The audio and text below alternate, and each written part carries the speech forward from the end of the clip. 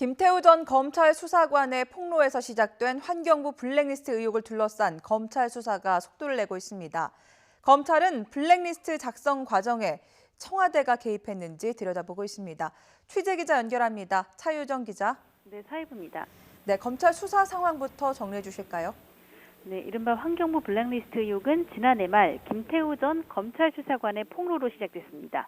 이후 자유한국당이 김은경 전 환경부 장관과 박창규 차관, 이인걸 전 청와대 특감반장 등에 대한 고발장을 내면서 정식 수사가 본격화했습니다.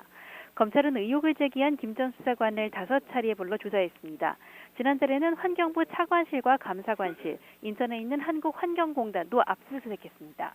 이 과정에서 검찰은 환경부 산하기관인 한국환경공단 임원의 사퇴 여부를 다룬 문건들을 확보했는데요. 문건에는 사표 제출을 거부하고 있다는 기록과 감사가 무기한 이어질 것이라는 내용이 담긴 것으로 확인됐습니다.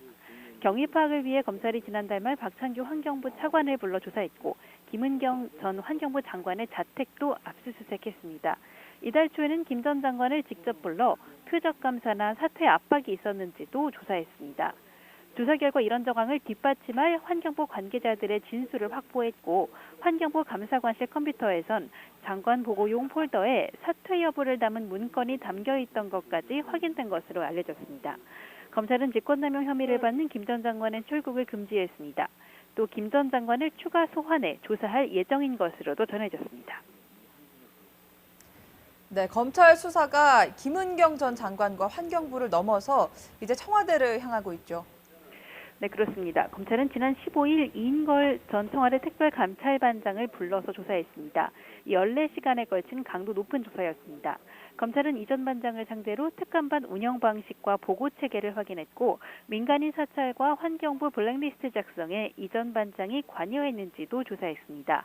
검찰 수사가 본격적으로 윗선을 향하고 있다는 걸 보여주는 대목입니다.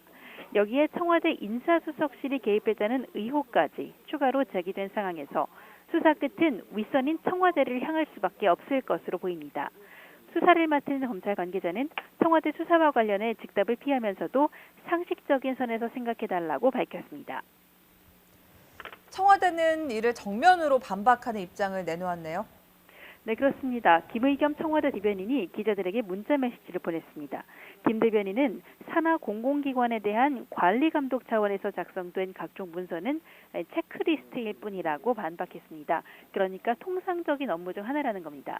또 산하기관 임원을 표적 감사했다는 의혹에 대해서도 산하기관 감사는 적법한 감독권 행사라고 설명했습니다. 청와대 인사수석실이 환경부 블랙리스트 관련 사항을 보고받았다는 주장에 대해선 산하기관장을 대통령이 임명하는 만큼 부처와 청와대 협의는 정상적인 업무 절차라고 선을 그었습니다. 잇따르는 의혹들에 대해 청와대가 정면으로 반박하면서 결국 환경부 블랙리스트 의혹은 속도를 내고 있는 검찰 수사를 통해 밝혀질 것으로 보입니다.